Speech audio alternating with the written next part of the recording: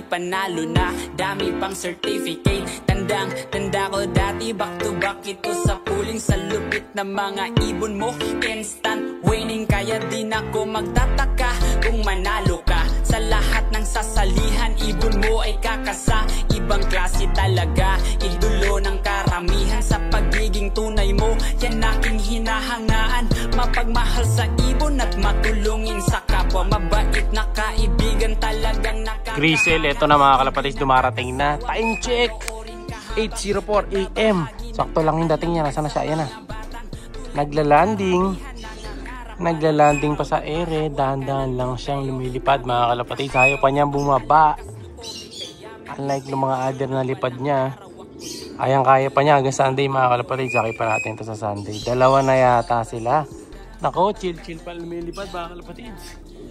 Baba na boy. Ayan na. Landing board. Sige, dahan. Sige, dahan. Sige, sok.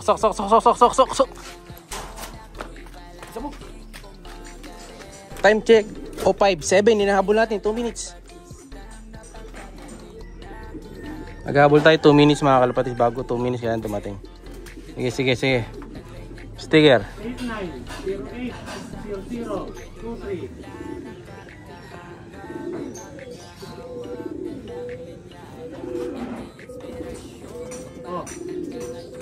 Hindi nagsisend.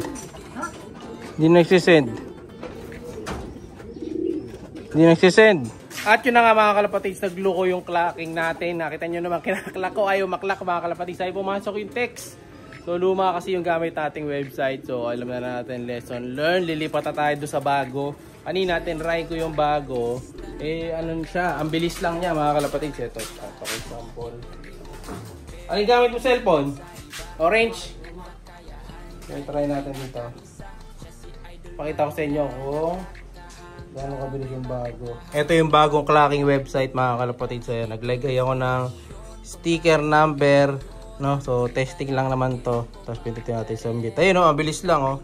Biglang mag pop up. So ito yung gagamitin natin, no? Kasi pumapalya na pala yung isa.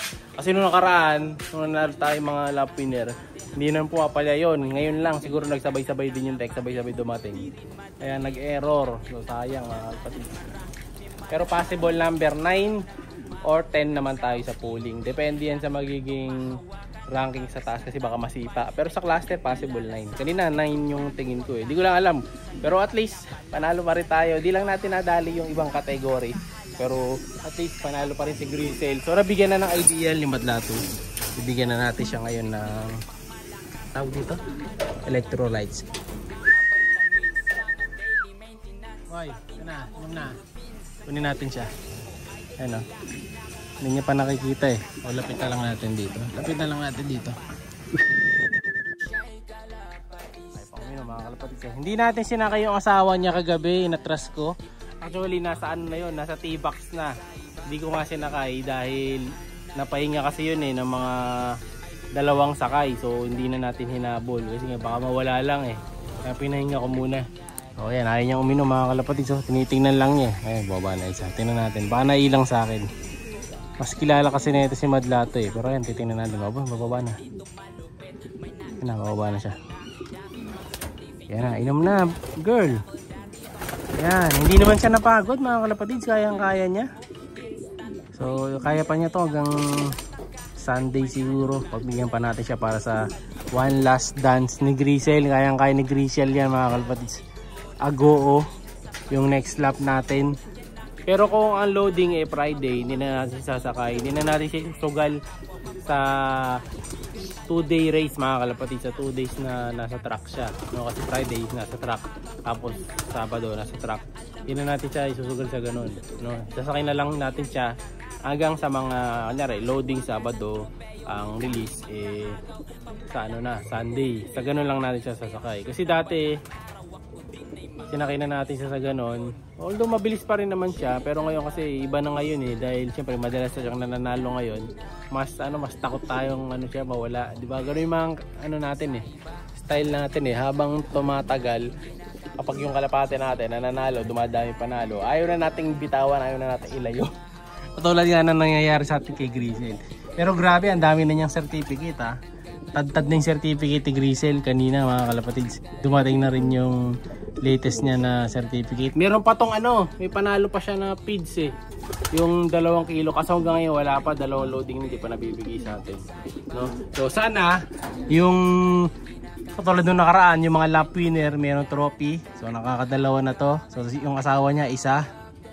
No? So meron na silang 3 trophy na nauwi yung mag-asawa na to. Kung sakali no? Pero kasi nung nakaraan yung pinsa ko nakakuha siya. So tayo, yun ang hinihintay ko ngayon. So ito yung gagawin natin ngayon, papakain na. Tapos yung mga ending birds ko, papadeliver din natin today. Time check 8:24. So alis kasi kami maya maya. So yung ending birds kukunin ko na. Yung nanalo ng ending birds natin nandito sa loob. Pasok tayo. Nandun na, nakaano na yan. Dito, nakabalot na mga kalapati yan. Alagyan na lang natin yung kalapati dito. Ready to go na. No, so ito yung mga ibon. Ito para kay Boss Robert Q. Malayo-layo to. Yun na naman ang nakakuha niyang line. Lagi niya nakukuha yung line nun mga kalapatids. Tapos ito naman yung Sexy Victor para kay Boss Joel Torres. Ayan, Boss Joel. Dalawa to Saan yung isa? Yung isa kay Boss Daniel Galang. Ito yung isang ibon. Tapos ito yung mga certificate ni Grisel mga kalapatids. Ayan, tambak na dito. Ayan, hindi lang to, meron pa sa taas mga kalapatids. Ito yung certificate niya. Ayan ang dami ng certificate ni Grisel mga kalapatids. Sa kanya lang halos lahat to. Kita nyo, 213 yan. Tag team pa sila ng asawa niya. No? So ano talaga sila, mag-asawang winner. Yung certificate yan, dami na mga kalapatids. Meron pa sa taas, hindi pa lang natin na laminate. Wala pa ako pan-laminate. So yung mga ending birds natin dito hindi na nakalaminate. Ganito lang. Sira yung laminator ko, iayusin ko pa. Ayan. Pero dumating na yung ano ko, pang ayos ko dyan ito. Nandito na yung hihinangin ko. Ayan, nandito. Bumili ko ng electronics Hihinangin ko lang to, makakabit na natin. No? So ngayon, check naman natin yung nasa taas. Kung dumating na. No? Si Checkered. Tara.